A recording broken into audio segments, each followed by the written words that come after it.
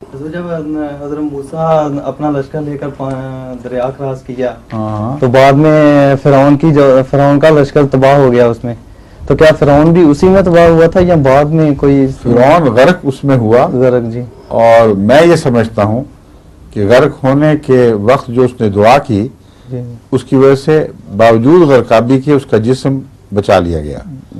ٹھیک، جسم کس طرح بچایا گیا؟ دو صورتیں ہیں۔ جی ایک یہ کہ وہ مر گیا اور صرف لاش بچائی گئی، دوسری صورت یہ ہے کہ جسمانی زندگی اس کو رہ گئی، روحانی زندگی عطا نہیں ہوئی۔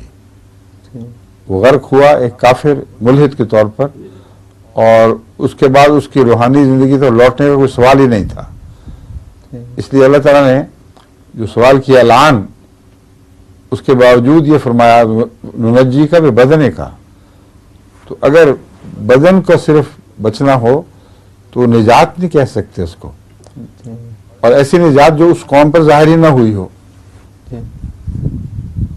لمن خلفہ کا وہ مضمون آخر پر تو چلا جائے گا، جو پیچھے رہ گئے ہیں ان کے لیے کیا نشان ہوا؟ وہ گلی سڑی لاش اندر سے اگر نکلے بھی جی، تو ان کے لیے کیا نشان تھا؟ عبرت کا نشان۔ عبرت کا نشان۔ کسی نے عبرت حاصل کی؟ ہیں؟ بتائیں۔ نہیں ہوا۔ مگر وعدہ جو فرعون سے ہوا وہ عام باتوں سے ہٹ کر کچھ اس میں قبولیت کا مضمون ملتا ہے۔ فرعون نے تو یہ دعا کی نہیں تھی کہ میری لاش بچا، اس نے تو یہ دعا کی تھی مجھے بچا۔ تو ننجی کا بے بدنے کا ہے، یہ نہیں فرمایا ننجی بدنا کا، ہم تجھے نہیں بچائیں گے تیرا بدن بچائیں گے۔ ننجی کا بے بدنے کا، ہم تجھے نجات دیں گے مگر بدن کی صورت میں صرف۔ اس سے مراد ہے، میں یہ سمجھتا ہوں کہ اس کی زومبی کے بچنے کا سوال تھا۔ زومبی کہتے ہیں ایک ایسی لاش جو زندہ ہو جائے، جو نہ زندوں میں ہو نہ مردوں میں ہو، لیکن بظاہر نظر آئے کہ وہ زندہ ہے مگر عملاً ایک میکینیکل سا وجود ہو اس کا، جس میں کوئی روح نہ پائی جائے۔ تو حضرت موسیٰ کے واقعہ کے بعد رامسیس ثانی 30 سال تک زندہ رہا ہے مگر مردوں سے بدتر۔ اس کی تاریخ محفوظ ہے۔ وہ بالکل بے اقتدار ہو گیا تھا، کوئی اس کو طاقت نہیں تھی حکومت جمانے کی کہیں، اور محض ایک لاش کی طرح وہ رہا ہے، اس کی کوئی عزت نہ کوئی قدر، کچھ بھی باقی نہیں رہا تھا۔ مگر چونکہ وہ اپنے بادشاہوں کی حمیت رکھا کرتے تھے اس لیے پھر اس کو معزول نہیں کیا جب تک وہ مر نہیں گیا۔ تو اس کی جو ممی ہے اس سے یہ ساری حکایت 100% ثابت ہو رہی ہے۔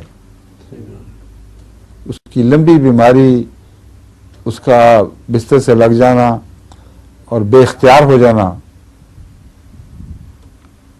اور جب وہ مرا ہے تو اس کے بعد اس کا جو بیٹا تخت پہ بیٹھا ہے وہ چند سال تک رہا ہے صرف، اور چند عمارتیں بنا کر وہ بھی ختم ہو گیا، اور تاریخ گواہ ہے کہ اس کے بعد مسلسل پھر نیچے گئے ہیں۔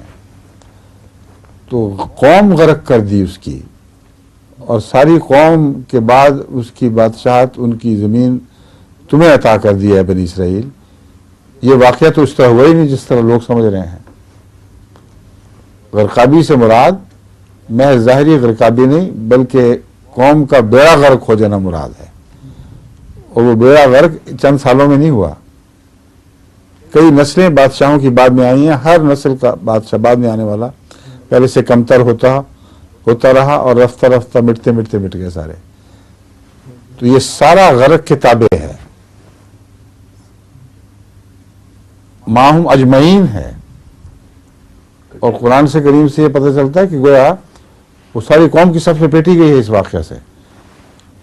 اور اگر آپ یہ تاریخ میں دیکھیں تو حضرت موسیٰ چلے بھی گئے ہیں، پیچھے سے حملے بھی ہو رہے ہیں ان کی طرف سے، اور بدلے اتارنے کی کوشش کی جا رہی ہے بنی اسرائیل کے اوپر، ان کی نئی جگہوں کے اوپر یہ پیچھا کرتے تھے اور حملے کرتے تھے.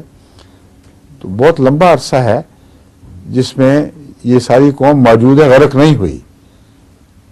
قرآن کریم کا جو لفظ غرق ہے اس کے وسیع معنی ہیں.